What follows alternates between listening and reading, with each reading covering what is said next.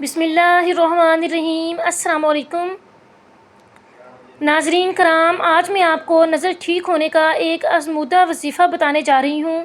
کبھی کبھار ایسا ہوتا ہے کہ بہت زیادہ ہی ایک ساتھ نمبر آ جاتا ہے، تو اس حوالے سے آپ کو وظیفہ بتانے جا رہی ہوں۔ اس وظیفے کی برکت یہ ہے کہ جس کا اعتقاد مضبوط ہوگا، یقین کامل ہوگا، اگر کوئی نابینا جس کی آنکھیں ہی نہیں ہیں، نابینا بھی اس وظیفے پر عمل کرے گا تو وہ بھی اختیارہ ہو جائے۔ عمل کیا ہے؟ ہر نماز کے بعد آیت الکرسی آپ پڑھیں۔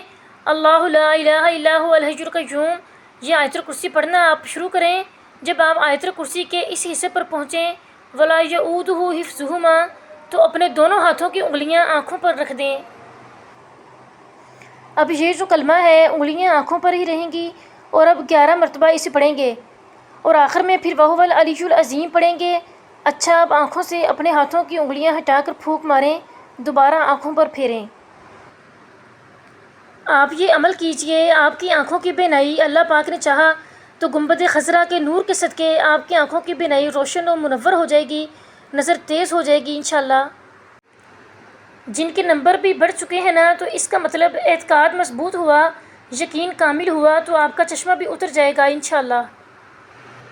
اگر ویڈیو اچھی لگی ہو تو صدقہ جاریہ سمجھ کے زیادہ سے زیادہ شیئر کریں، اور آپ ہمارے چینل پہ نئے ہیں تو چینل کو بھی سبسکرائب کر دیں۔ جزاک اللہ۔